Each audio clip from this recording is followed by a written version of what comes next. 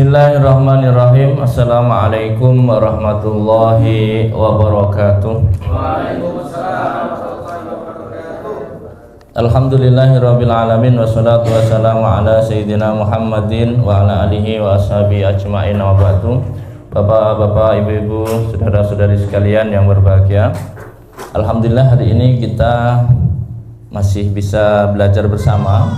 Pada kesempatan kali ini kita akan mulai mengkaji dan mengaji kitab Tafsir Jalalain yang disusun oleh Imam Jalaluddin As-Suyuti dan Jalaluddin Al-Mahalli.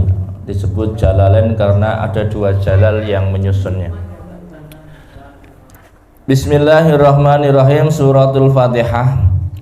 Surat Fatihah ini makkiyah, sifatnya adalah turun di kota Mekah ya. Sab'u ayatin bil basmalah ingkanat minha wasabi'a siratal ladina ila akhirihah. Ayat Al-Fatihah itu jumlahnya 7. Sebagian orang ada yang mengatakan bahwa bismillah dalam surat Al-Fatihah bukan termasuk bagian Al-Fatihah. Tapi apakah ayatnya berkurang kalau nggak pakai bismillah? Tetap 7.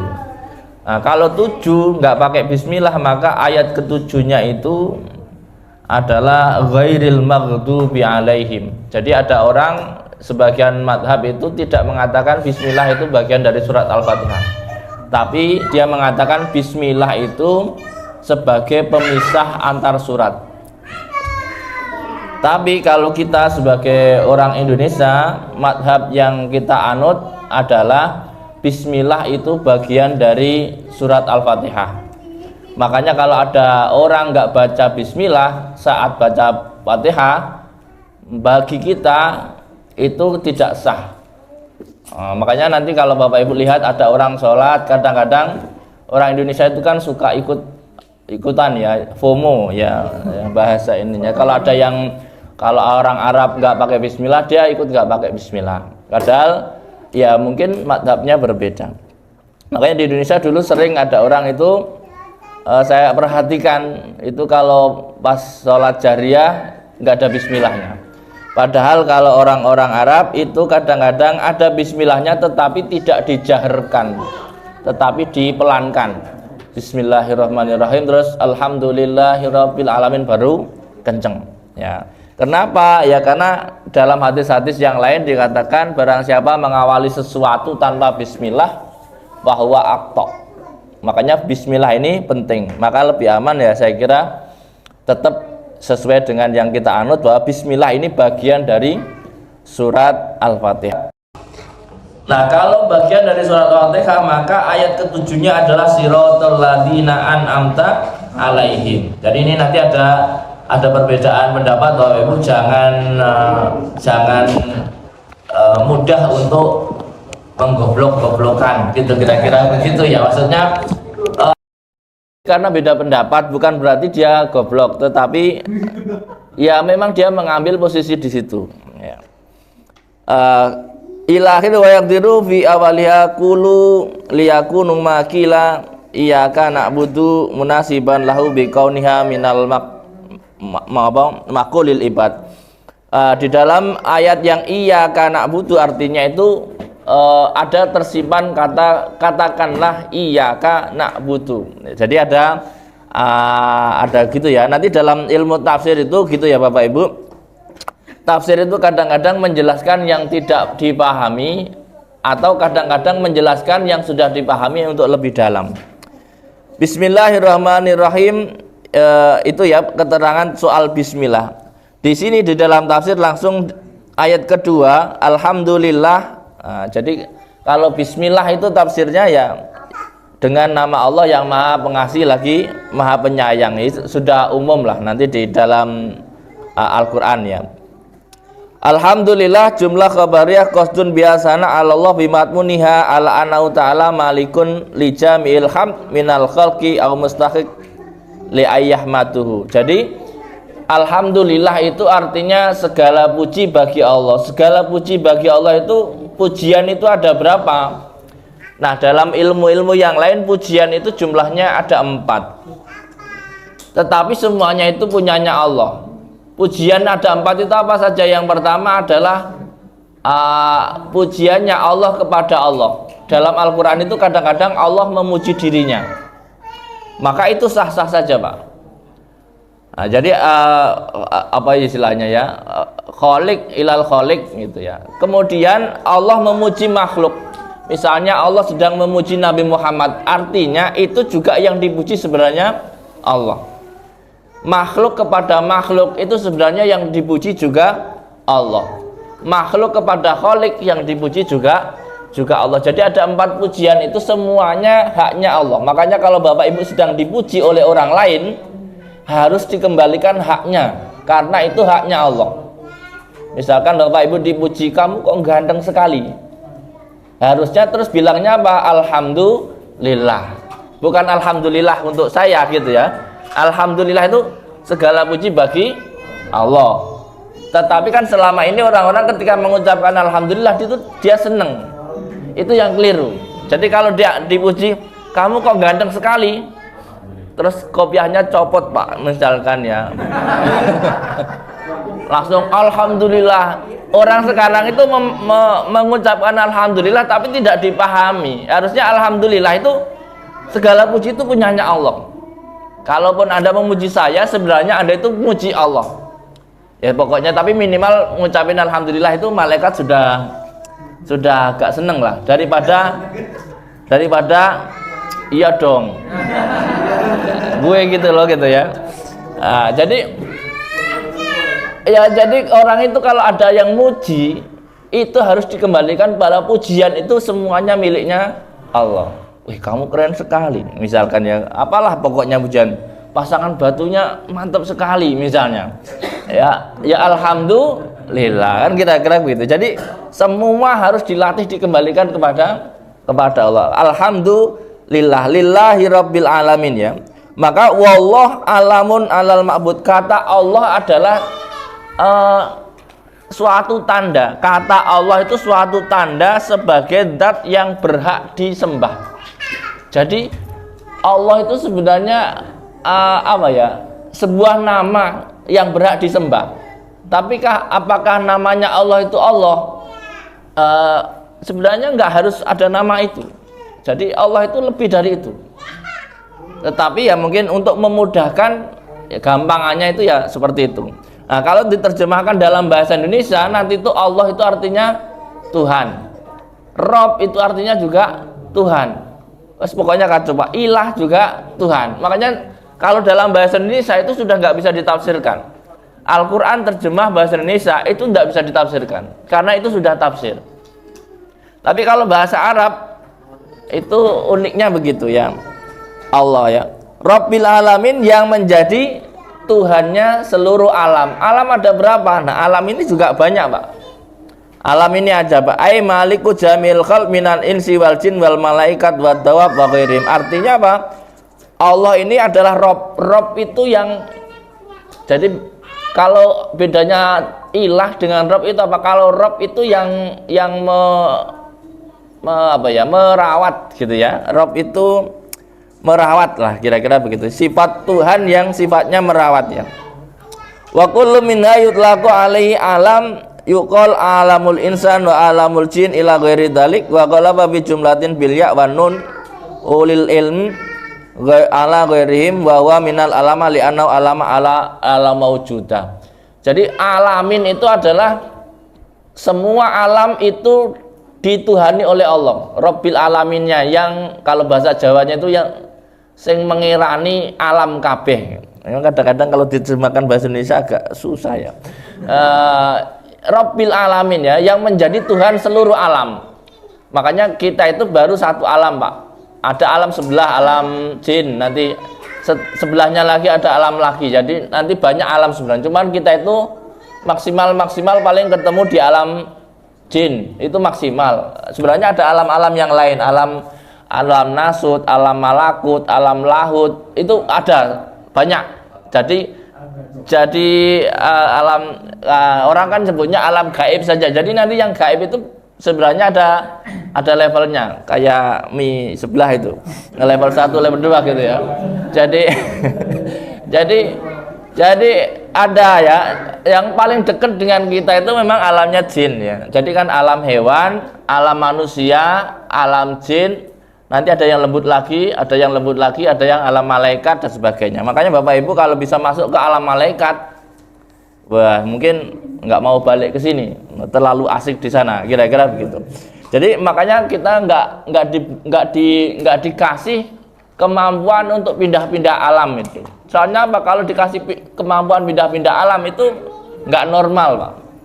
Karena ukuran waktunya berbeda. Ukuran waktunya berbeda. Makanya kadang-kadang ada alam yang di sana itu kelihatannya lama, tapi di sini sebentar. Alam apa, Pak? Alam mimpi, Pak. Bapak kalau mimpi seolah-olah mimpi panjang sekali, padahal baru setengah menit tidur. Selir mimpinya panjang. Pernah Bapak Ibu satu seliran tapi mimpinya panjang? Nah, ada. Itu artinya kita masuk di alam yang lain. Alam arwah, alam ruh. Nah, alam ruh itu kayak gitu. Dan nggak perlu naik angkot, Pak, kalau di alam arwah. Mau kemana sampai? Itu nanti kayak di akhirat. Jadi kalau di alam arwah itu nggak usah nunggu naik angkot. Makanya kalau orang manggil arwah itu sebenarnya sebut namanya, datang dia. Sebut nama aku 3 kali. Nah, misalnya ya, pintu ya. Misalnya. Itu sebenarnya dalam alam lain itu bisa, Pak. Makanya sebenarnya gini. Ketika kita bersolawat, kita menyebut namanya Nabi, itu sebenarnya sampai langsung. Nah, itu artinya begitu. Apalagi Anda menyebut asma Allah, itu lebih cepat lagi. Jadi nggak ada halangan gitu loh. Makanya kalau mau menghubungi Allah itu nggak usah pakai telepon kayak orang kemarin tahun lalu itu. Saya telepon kemarin tuh, nggak usah. Itu karena lebih cepat daripada itu. Ya kira-kira begitu ya. Ar-Rahmanir Rahim. Ar-Rahman itu zat yang maha luas ya rahmatnya, iradatul khair li ahlihi. Kalau di sini Imam Jalaluddin hanya menafsirkan Ar-Rahmanir Rahim aidir rahmah wa ya iradah la khair li ahli. Yang suka memberikan iradah. Iradah itu ya keinginan ya, kebaikan, keinginan kebaikan. Yang pengennya itu baik. Pada dasarnya Allah itu pengen makhluknya ini baik. Tetapi karena sistem di dalam makhluk ini ada potensi buruk, ya Allah nggak maksa, bebas. Jadi tapi pengennya itu Allah itu menciptakan manusia dalam kondisi fitrahnya itu punya potensi baik dan buruk, tetapi pengennya kamu jadilah baik. Tetapi ya namanya manusia tetap kadang-kadang iseng menggunakan potensi tidak baiknya. Jadi setiap orang itu kadang-kadang punya potensi untuk nakalnya, Pak. Kalau nggak nakal kayak agak seru gitu. Jadi kadang-kadang ada orang-orang itu mesti akan mencicipi masa-masa ndableknya. Ya karena punya potensi.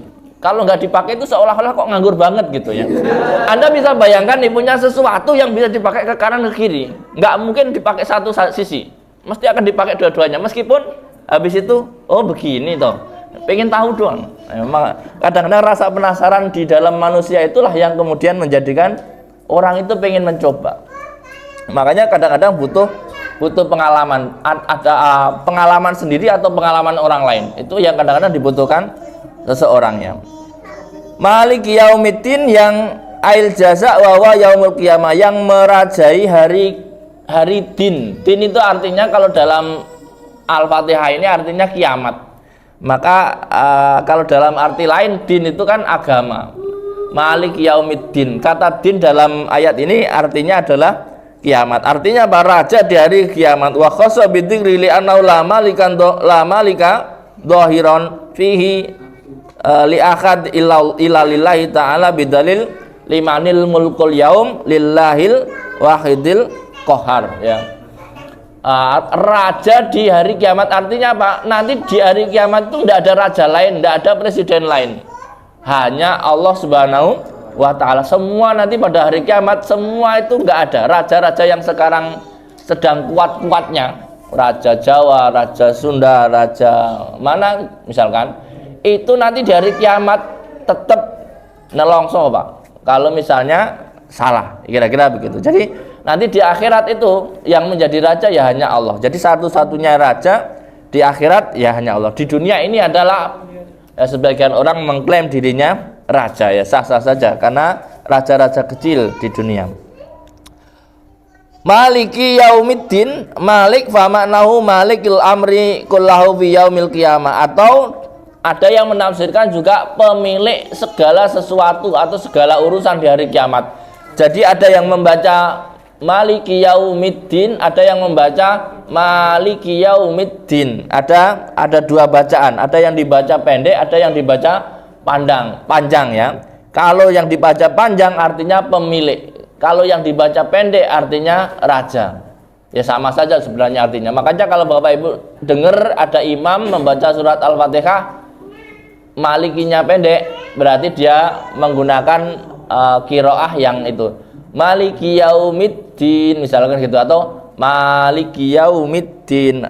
Ada dua, nanti silakan dicek ya qiraah yang berbeda dengan kita. Awwa mahzubun bidzalika daiman ghafirid dambi fasaha wuqu'an li sifatil ma'rifah ya dan sebagainya. Iyyaka na'budu wa iyyaka nasta'in ay nakhussuka bil ibadah minat tauhid wa ghairihi. Artinya untuk ibadah harus dikhususkan kepada Allah. Iyyaka na'budu, iyyaka na'budu. Kalau nggak ada tasdidnya itu menjadi takutlah artinya Pak. Tapi kalau ada tasdidnya hanya kepadamu artinya. Tapi kalau nggak ada tasdidnya takutlah kamu. Jadi hati-hati Pak. Iyyaka ini harus ditasdid. Iyyaka na'budu, meskipun tasdidnya nggak harus frontal atau brutal. Nggak usah pakai tasbrut ya. Tasdid brutal ya, nggak usah. Ya lagi tren Pak, bahasa tren maksudnya. Nggak usah tasdidnya brutal. Ya itu kan orang-orang kadang itu saking brutalnya itu sampai nyeklek bahasanya itu, kadang ain sampai kayak ketekuk lehernya gitu kan. Nggak usah ya, pokoknya normalnya saja. Jadi Allah nggak seperti yang orang-orang pikirkan gitu ya. Iya, harus ada tasdidnya. Iya karena butuh iya karena nasta'in, dan minta pertolongan juga kepada Allah. Nak butuh artinya menyembah atau bertauhid ya, wa natlubul ma'una 'alal ibadah wa ghairima dan sebagainya. Ihdinas siratal mustaqim artinya tunjukkan kami jalan yang lurus. Irsyadana ilaihi ya dan sebagainya. Jalan yang lurus itu seperti apa? Jalan yang lurus ada siratal ladzina an'amta 'alaihim, adalah jalannya orang-orang yang engkau berikan nikmat kepada mereka. Nikmat itu apa? Bil hidayah, yaitu nikmat iman ya, orang-orang yang diberikan nikmat iman. Ghairil maghdubi 'alaihim, yang tidak dimarahi. Siapa contohnya menurut tafsir ini adalah Yahud ya. Orang Yahudi itu dikasih nikmat tetapi sering dimarahi karena dablek. Kira-kira begitu. Dalam Al-Quran nanti cerita-cerita orang Yahudi atau Bani Israel itu banyak sekali. Disayang oleh Allah tetapi suka dimarahi juga. Itu orang Yahudi. Waladhdallin wa ghairidhdallin, atau wa ghairidhdallin, atau juga bukan orang-orang yang tersesat, orang beriman tapi tersesat. Siapa? Kalau dalam tafsir Jalalain ini disebutkan adalah wahumun nasoro, yaitu orang-orang Nasrani, beriman tapi tersesat. Karena apa? Keliru, nggak bisa bedain Nabi Isa sama Tuhan. Nah, itu menurut tafsir ini. Wa tatal badli ibadatan anil mutadin laisu yahudiyan wala nasrani. Artinya ihdinas siratal mustaqim siratal ladzina an'amta 'alaihim ghairil maghdubi 'alaihim waladdallin adalah tunjukkan kami jalan yang lurus, jalan yang berbeda dengan jalannya orang Yahudi dan Nasrani. Artinya apa ya? Kita memang berbeda jalannya. Pokoknya apa? Kita itu disuruh mengikuti orang-orang yang diberi nikmat, Pak. Siapa yang diberi nikmat? Para nabi itu rata-rata mendapat nikmat, maka disuruh ngikutin. Nah, artinya Bapak Ibu diperintahkan oleh Allah disuruh ngikutin orang yang mendapat nikmat, yang tidak dimarahi dan tidak tersesat. Pokoknya kalau ada orang dapat nikmat, ikuti Pak. Ya, nikmat apapun saja, termasuk nikmat khususnya nikmat iman. Ada orang beriman, ada orang rata-rata orang kalau disayang Allah pada dasarnya itu diberikan kenikmatan, nggak ada yang susah. Nah, kalau ada orang diberi kenikmatan nggak susah, ikuti ya. Wallahu alam bisawab. Allah Maha tahu tentang yang sebenarnya. Wa ilail marji wal ma'ab wa sallallahu ala sayyidina Muhammad wa sahbihi wasallam. Ini surat Al-Fatihah dalam tafsir Jalalain cukup singkat ya. Kemudian suratul Baqarah, surat Al-Baqarah madaniyah mi'atani wasitu awsabu wasamanuna ayah. Surat Al-Baqarah dalam ini dikatakan 206 ayat atau 286 ayat atau 287 ayat. Kenapa ada perbedaan penghitungan? Ya begitu Pak, ngitung ayat itu hanya masalah hitung-hitungan, ayatnya nggak berubah, hanya cara ngitungnya dari mana sampai mana. Nanti ada beberapa pendapat cara ngitungnya kayak tadi, kayak Al-Fatihah itu ayatnya pokoknya 7, cara ngitungnya dari mana itu berbeda pandangan para ulama. Bismillahirrahmanirrahim. Alif lam mim. Apa arti alif lam mim? Allahu a'lamu bimuradihi bidzalik. Imam Jalaluddin itu kalau menafsirkan huruf-huruf muqatta'ah selalu mengatakan Allah Maha tahu, nggak usah diterjemahkan yang aneh-aneh sendiri Pak. Meskipun ada mufasir-mufasir yang menerjemahkan itu aneh-aneh. Contohnya misalnya saya sepil dikit, alif itu Allah, lam itu Jibril, mim itu Muhammad, ada tafsir kayak gitu.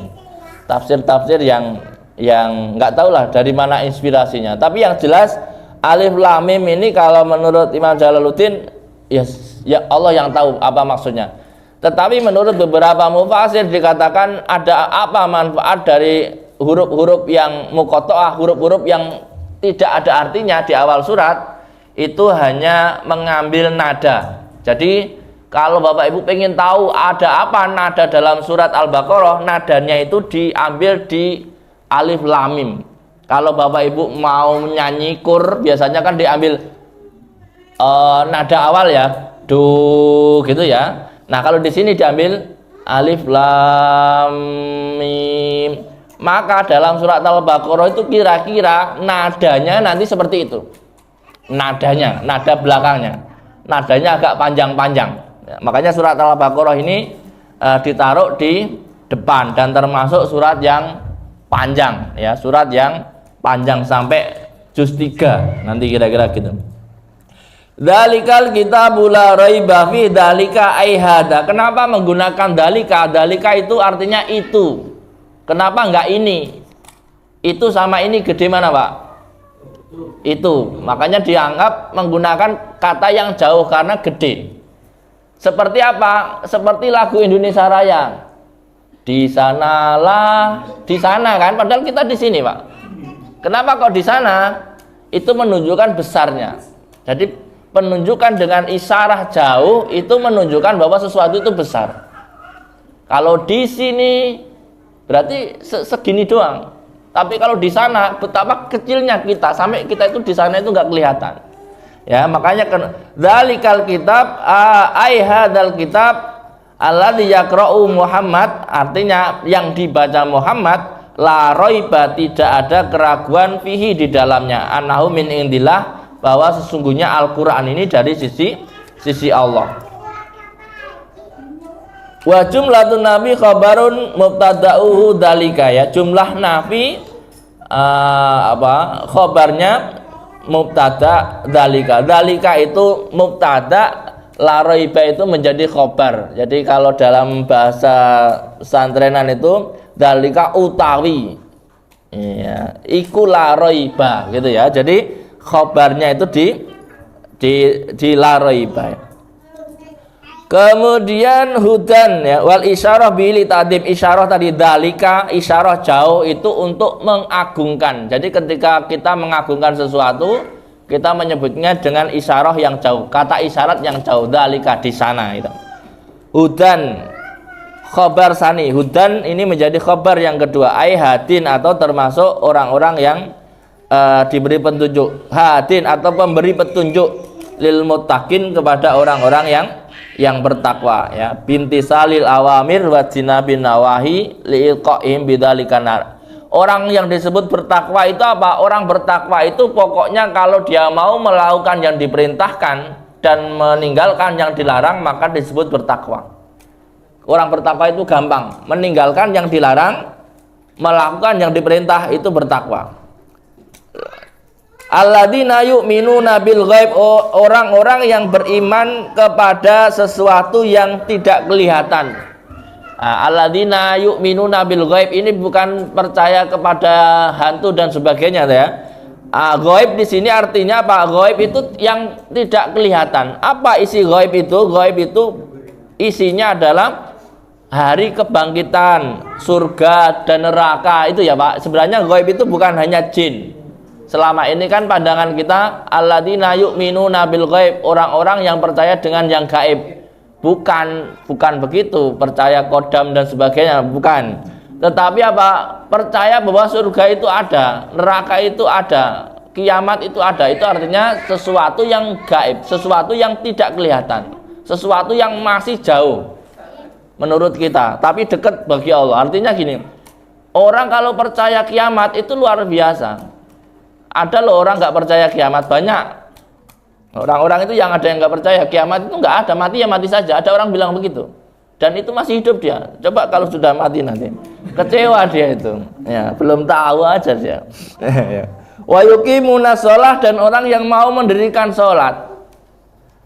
Wa mimma razaqnahum yunfikun, dan orang-orang yang dari sebagian rizkinya itu menginfakkan. Sebenarnya Allah itu meminta infak kita itu tidak semuanya, tetapi sebagian.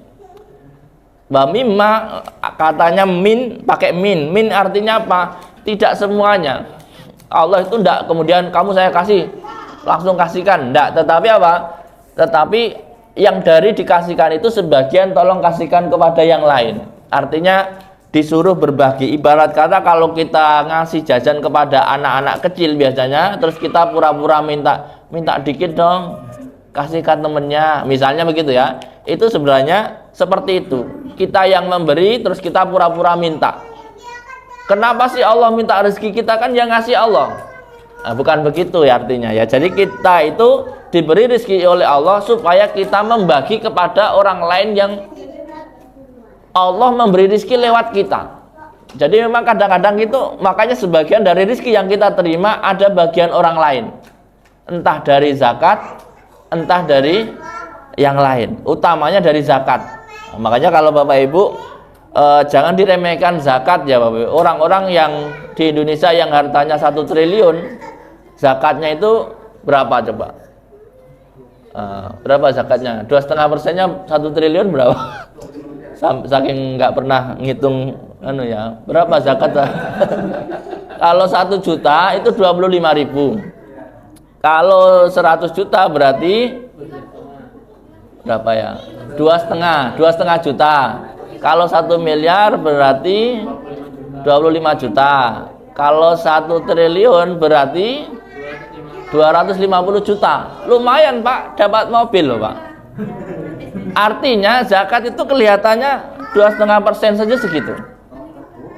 Makanya zakatnya Pak Prabowo berapa? Ya monggo nanti ditunggu Ramadan. Nah kira-kira begitu, nanti Basnas yang akan ini. Walladzina yu'minu bima unzila ilaika, dan orang-orang yang beriman terhadap apa yang diturunkan kepadamu, yaitu apa? Al-Quran. Wa ma unzila min qablika, dan apa yang diturunkan sebelummu, dan orang-orang yang diturunkan sebelum kamu apa? Yaitu Taurat, Injil, sama yang lain ya. Wabil akhiratihum yuqinun, dan orang-orang yang percaya dengan akhirat, adanya akhirat. Artinya apa? Alladzina yu'minuna bil ghaibi wa yuqimuna shalah wa mimma razaqnahum yunfikun, itu bagian dari ciri orang-orang yang beriman. Orang beriman itu pertama dia melaksanakan yang diperintah, meninggalkan yang dilarang, percaya dengan yang gaib yaitu surga, neraka, kiamat dan sebagainya, kemudian melakukan sholat, melakukan zakat, kemudian percaya dengan kitab, percaya dengan kiamat. Ya kayak Ini di awal surat Al-Baqarah ini kayak semacam tentang rukun iman, Pak. Rukun iman itu kuncinya di awal surat Al-Baqarah ini. Makanya kenapa orang-orang di Nusantara itu menjadikan awal surat Al-Baqarah itu menjadi wiridan, khususnya menjadi bacaan dalam tahlilan. Ya karena apa? Ini tuh kunci, Pak. Ini kunci. Makanya sebenarnya Quran ini luar biasa cara pengaturan tata letaknya. Jadi orang di sini kalau dipahami, intinya orang hidup itu apa? Orang bertakwa itu intinya apa? Orang beriman, percaya dengan yang gaib, melakukan sholat, membayar zakat, kemudian percaya dengan kitab-kitab sebelumnya dan Quran, kemudian percaya dengan adanya kiamat. Sudah. Ulaika ala hudam mir rabbihim wa ulaika humul muflihun. Mereka itulah yang disebut orang-orang yang mendapat petunjuk, dan mereka itulah orang-orang yang beruntung. Artinya ini sebenarnya kayak jawaban dari ihdinas siratal mustaqim. Siratal mustaqimnya di mana? Ya di sini. Ya, orang-orang yang mendapat petunjuk ya seperti ini, yang bahagia di akhirat. Ulaika ail mausufun bima dzukira ala hudam, mendapat hidayah mir rabbihim dari Tuhannya, wa ulaika humul muflihun. Ini di awal surat Al-Baqarah menceritakan tentang orang-orang beriman dan bertakwa. Setelah itu di lanjutan ayat ini kemudian menceritakan orang lain, Pak. Kita tidak perlu masuk di kategori yang ini kalau bisa. Innal ladzina kafaru, orang-orang yang kafir. Kafir itu tertutup sebenarnya, bahasa terjemah letternya itu orang kafir itu orang yang tertutup ya, Pak. Tetapi karena sekarang sudah kafir itu sudah mungkin sudah familiar ya. Artinya orang-orang yang tertutup dari hidayah itu disebut kafir. Nah, karena sekarang orang-orang kafir itu mungkin kata kafir menjadi menakutkan, itu menjadi apa ya terjemahannya? Ya orang-orang yang tidak beriman lah bahasanya. Innal ladzina kafaru sawaun alaihim a'andartahum am lam tundirhum la yu'minun. Orang-orang itu kalau sudah kafir, Pak, dinasihati atau tidak dinasihati itu sama saja. Jadi kalau Bapak Ibu beriman, iman itu seperti imannya kuat sekali. Ada orang kafir itu kafirnya kuat sekali juga ada. Jadi sama, Pak. Orang kalau beriman sudah kuat, itu nggak tergoda, Pak. Nggak akan bisa digoda sama orang lain. Termasuk ya orang kafir, nggak bisa didakwai, Pak. Jadi memang di dunia ini sebenarnya sudah kelihatan orang-orang yang potensinya itu seperti itu. Oh, potensinya ini clear, misalnya clear, ya, kecuali 1% takdir Tuhan. Misalnya mau mati tiba-tiba sadar, beda lagi. Termasuk orang beriman, kadang-kadang 1% itu potensinya ada. Mau mati tiba-tiba kafir itu ada. Tapi tidak banyak. Artinya supaya tidak meremehkan bahwa Allah maha membolak-balikkan hati. Tetapi umumnya kalau dari kecil, dewasa, tua kok begitu, akhir hidupnya itu sama biasanya, umumnya gitu ya. Makanya kalau kecilnya beriman, gedenya beriman, tuanya beriman, insya Allah ya meninggal dalam kondisi beriman. Kenapa demikian? Khatamallahu ala qulubihim. Allah menstempel, sudah dicap. Kalau bahasa orang lain itu sudah di vonis ya, pokoknya sudah diketok palu ya.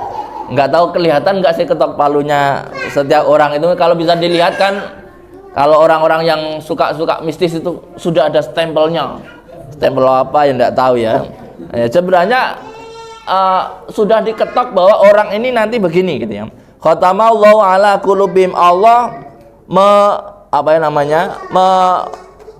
taba'a alaihi wastausaqa balayat qulwa khairan. Sudah menutup pintunya, itu sudah disegel, hatinya disegel dari kebaikan. Wa ala sam'ihim khatamallahu ala qulubihim wa ala sam'ihim ay mawadi'uhu fala yang tabi'una bima yasma'una. Kupingnya, telinganya juga sudah disegel, maka dia tidak akan mendengarkan yang baik, minal haqi dari yang hak. Wa ala absarihim, dan ke matanya ghishawah ait tutup fala yubsirunal haq, maka tidak tahu yang hak. Pokoknya orang itu kalau sudah ditutup mata, telinga dan hatinya itu sudah wassalam, Pak. Saya kira Bapak tinggal lihat orang-orang yang sudah berumur itu rata-rata nggak bisa berubah jadi watak, Pak. Kalau orang Jawa bilangnya kalau watuk ada obatnya, kalau watak nggak ada apoteknya, ya kira-kira begitu. Makanya kalau orang kan dilihat wataknya, kalau wataknya nggak dipaksa berubah, ya sudah, itu stempelnya jadi seperti itu, karena watak itu nggak ada obatnya di apotek. Walahum adabun adim, maka bagi mereka adalah adab yang besar ya. Makanya kalau ada orang-orang kafir itu nggak usah dipaksa, Pak, ya biarkan, cukup dinasihati, diingatkan meskipun tidak masuk ya. Sawaun alaihim a'angdartahum am lam tungdirhum la yu'minun, karena khatamallahu ala qulubihim wa ala sam'ihim wa ala absarihim isyawatu wa lahum adzabun adzim. Wa minan nasi may yaqulu amana, dan sebagian dari orang-orang mengatakan aku beriman. Ini di eranya Rasul ya. Ada orang mengatakan wa minan nasi may yaqulu amana billahi wal yaumil akhir. Kemudian wa ma hum bimumin, ada orang-orang ngaku beriman padahal dia tidak beriman. Setelah orang kafir Allah membahas tentang orang-orang munafik. Orang-orang munafik itu orang-orang ngaku iman tapi nggak beriman. Dulu itu zaman Rasul ada orang-orang kayak penyusup lah. Orang munafik itu rata-rata dulu ya penyusup, dia ngaku-ngaku muslim tapi tidak. Apa wa minan nasi may yaqulu amanna billahi wa bil yaumil akhir wa ma hum bimumin ay yaumil qiyamah dan sebagainya. Yukhadi'una Allah wal ladina amanu, dia mencoba mengkhianati Allah dan orang-orang yang beriman dengan apa? Bi idhari khilafi ma abtanu minal kufr liyutfi'u anhum ahkamud dunyawiyah ya. Ya pokoknya dia itu pura-pura beriman tapi melakukan hal-hal yang bertentangan dengan hukum-hukum yang ditetapkan ya. Wa ma yahda'una illa anfusahum, dan dia tidak akan mengkhianati kecuali dirinya sendiri. Li'an wabal khida'ahum raji ilaihim fa yatadukuna bid dunya bi illah dan sebagainya. Wa ma yas'urun, akan tetapi mereka tidak merasa ya. Fi qulubihim maradun fazadahumullahu marada wa lahum adabun alim bima kanu yakdibun. Di dalam hatinya ada penyakit, maka kemudian Allah menambahkan penyakitnya, dan bagi mereka adab yang pedih, adab yang menyakitkan terhadap apa-apa yang mereka dustakannya. Jadi orang munafik itu juga adabnya pedih, Pak. Jadi nanti orang di neraka itu pertama penghuninya adalah orang-orang kafir, yang kedua orang munafik. Jadi ada orang munafik itu bukan orang Islam yang berbohong, itu bukan begitu ya. Sebenarnya selama ini kan kalau kita mengatakan ente jangan munafik ente, gitu kan ya. Bukan itu, Pak. Artinya munafik di sini adalah orang yang pura-pura masuk Islam tapi dia tidak masuk. Tapi ada nanti orang-orang pura-puranya masuk Islam supaya orang percaya, lalu kemudian dia akan merusak Islam dari dalam. Itulah orang-orang munafik. Kalau orang Islam yang bohong, orang-orang Islam yang khianat, itu mirip dengan orang-orang munafik. Gitu loh sebenarnya. Maka di dalam hadis Rasul kan ayatul munafiki salasa. Tanda-tanda orang munafik kan 3. Idza kalama kadzab, kalau ngomong dia berbohong, kalau berjanji dia mengingkari, kalau dipercaya dia khianat. Itu ciri-ciri orang munafik. Tapi orang Islam rata-rata kan enggak tiga-tiganya. Kadang-kadang berbohong tapi dia enggak khianat. Kadang-kadang khianat tapi enggak berbohong. Tapi kalau tiga-tiganya sudah fix, itulah mungkin masuk di kalangan munafik yang sudah kelas ini ya. Makanya nanti orang munafik itu agak susah dicari di neraka, itu mau dievakuasi agak susah karena adabun alim, adabnya terlalu menyakitkan ya. Wa idza qila lahum la tufsidu fil ardi qalu innama nahnu muslihun. Orang-orang munafik itu ketika dikatakan, kamu jangan merusak di dunia ini. Dia bilang, "Loh, saya ini memperbaiki." Ya, orang munafik itu pokoknya ngomongnya bolak-balik, Pak. Padahal dia ngerusak, tapi saya itu sedang memperbaiki demokrasi. Padahal merusak demokrasi, misalnya begitulah ya. Ini contoh-contoh. Saya itu tidak akan merusak agama, tetapi saya memperbaiki agama. Nanti Bapak Ibu mesti akan ketemu tokoh-tokoh di dunia itu yang munafik, mesti ada, nggak mungkin hilang. Sampai kiamat mesti ada 1, 2, 3, 4, 5 ya, kira-kira nanti dicek sendiri. Pokoknya kalau ngomongnya selalu berbohong, itu tanda-tandanya. Janjinya selalu diingkari atau selalu khianat dan sebagainya. Kemudian wa idza qila lahum la tufsidu fil ardi bil kufri wa ta'wik anil liman qalu innama nahnu muslihun.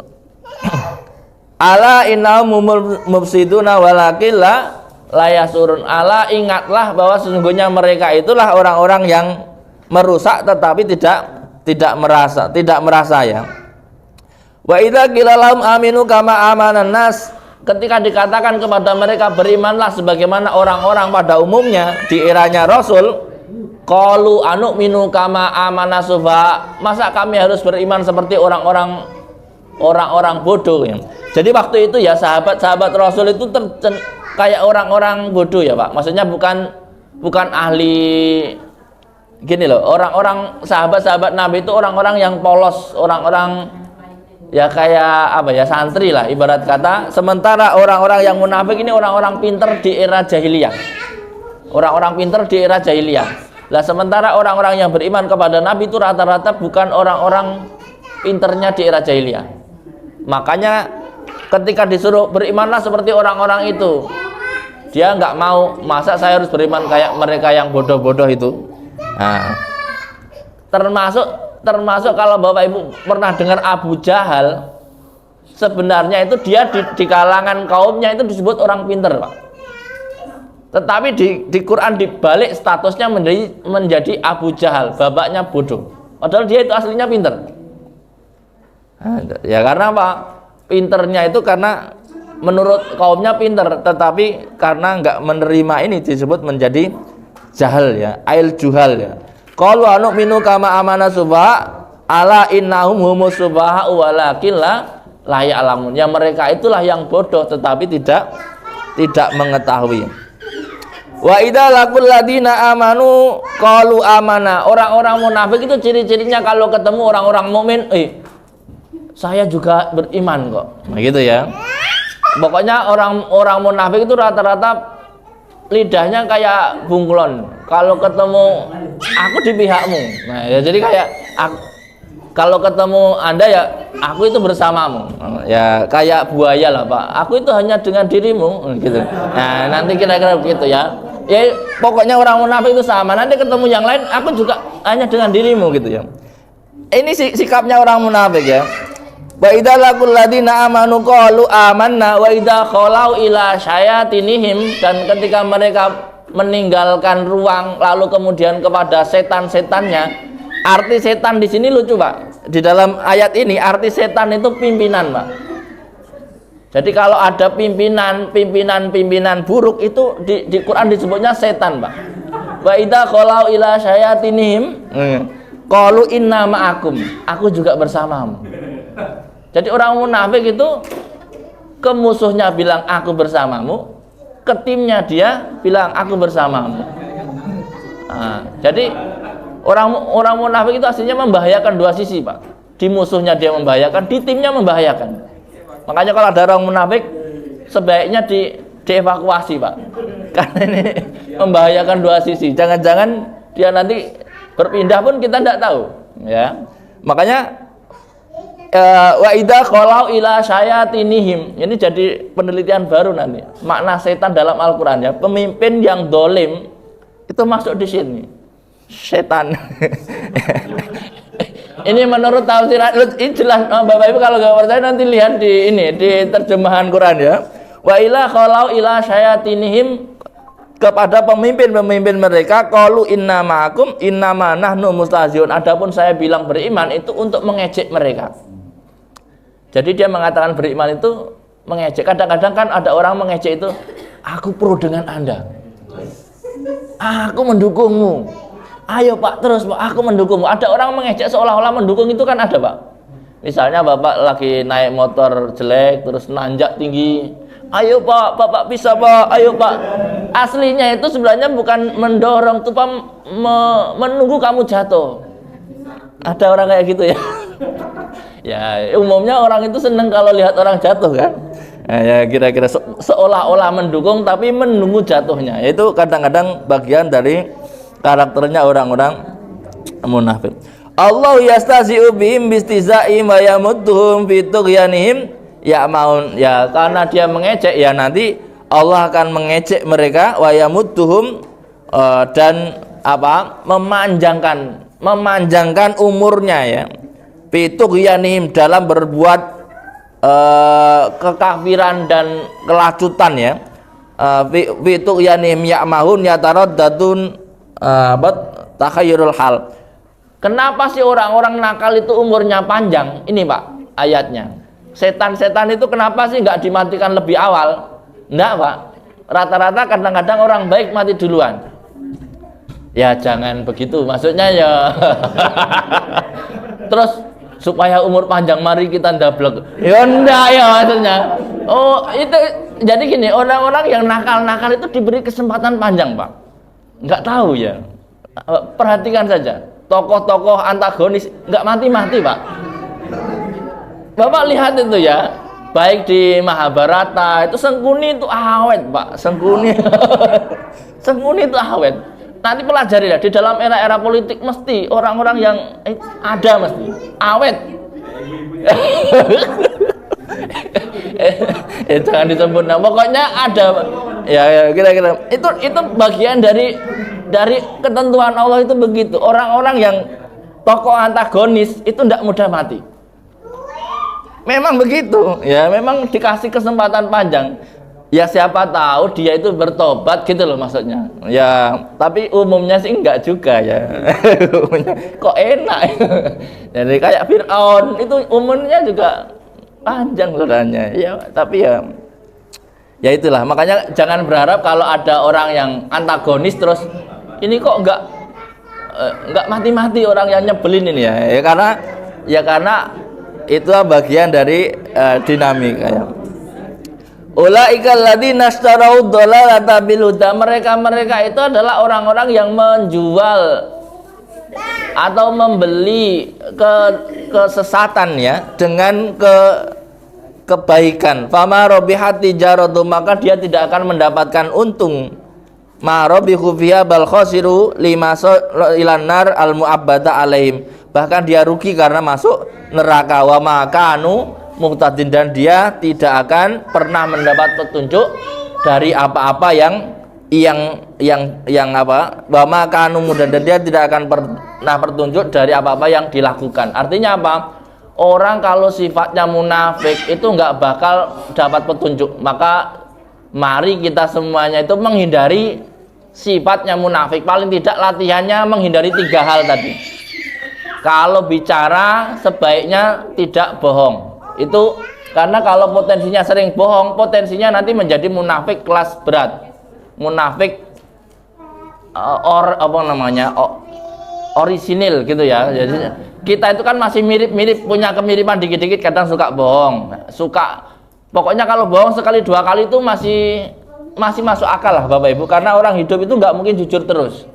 Ada kalanya memang perlu berbohong, apalagi kepada keluarganya supaya harmonis perlu bohong ya. Masakanku enak enggak, harus bilang enak Pak. Aku cantik enggak, harus bilang cantik Pak. Itu boleh Pak. Soalnya kalau Anda bilang jelek langsung bermasalah Pak. Masakan enggak enak, besok enggak masak lagi Pak. Ya gitu kira-kira begitu. Jadi ada hal-hal yang dibolehkan. Ada juga hal yang harus kita hindari. Kalau berjanji sebisa mungkin kita menepati. Jangan ingkar janji, kira-kira begitu. Terus kemudian ketika dipercaya ya kita harus profesional. Makanya kalau orang-orang, saya kira orang-orang kerja di pelayanan, kalau nggak bisa profesional, orang nggak akan percaya lagi. Nah, makanya yang perusahaan-perusahaan, apalagi perusahaan bapak ibu di sini, itu kan perlu menjaga apa istilahnya, menjaga spek, ya, menjaga kualitas. Itu bagian dari orang-orang yang tidak berkhianat. Karena rata-rata orang-orang yang berkhianat itu ya kelakuannya orang-orang munafik, ya, ngomongnya. Makanya kalau bapak ibu latihan menghindari janji-janji yang kemungkinan tidak bisa ditepati. Jadi kalau misalnya ini sekedar saran, kalau kita punya usaha yang membutuhkan waktu, maka sebaiknya kita memberikan waktu itu lebih lama dari rencana kita bisa menyelesaikan. Misalnya penjahit, ini yang sering terjadi. Berapa hari Pak? Besok silahkan diambil. Besok datang itu, waduh maaf besok ya, saya pernah ngalami sampai 3 kali besok Pak. Nah, artinya seperti ini nih bahaya. Maka sebaiknya apa? Kasih waktu aja. Ini kira-kira 1 bulan. Bapak mau nunggu nggak? Tapi kalau 1 bulan orang-orang nggak mau Pak. Jahitin baju 1 bulan kan nggak mungkin. Paling tidak berapa nih normalnya jahit terus keselak orang lain itu ya 3 hari 4 hari lah kira-kira begitu. Maka sebaiknya kasih spare. Pelanggan kalau barangnya jadi lebih cepat itu lebih seneng daripada lebih telat. Kita janjikan 7 hari 4 hari sudah selesai, itu mesti mereka lebih seneng. Pak, barangnya sudah bisa diambil. Itu dia mesti lebih seneng. Makanya lebih baik dikasih spare keterlambatan. Supaya apa? Supaya lebih aman. Kira-kira begitu. Ya ini sekedar saran. Tapi kalau misalkan udah antarodin itu apa? Pelanggan dan ini memaklumi, ya nggak apa-apa, sah-sah saja ya. Jadi lebih aman. Jadi intinya itu Bapak Ibu, dalam surat Al-Baqarah ini yang pertama tadi membicarakan tentang orang yang beriman, karakternya seperti itu. Kemudian karakternya orang kafir seperti itu, dan yang ketiga ini karakternya orang munafik seperti itu. Jadi karakter orang mukmin itu jelas, karakter orang kafir juga jelas. Yang nggak jelas itu karakter orang munafik. Jadi Bapak Ibu tinggal pilih mana karakter yang jelas. Mukminnya silahkan, karakter yang jelas kafirnya ya jangan. Karakter munafik sebaiknya dihindari. Semoga kita semuanya terhindar ya dari 2 karakter yang belakang, karakter kafir maupun karakter munafik. Demikian untuk hari ini, hadanallahu yakum walafu minkum wallahu muwaffiq ila aqwamit thoriq. Wassalamualaikum warahmatullahi wabarakatuh.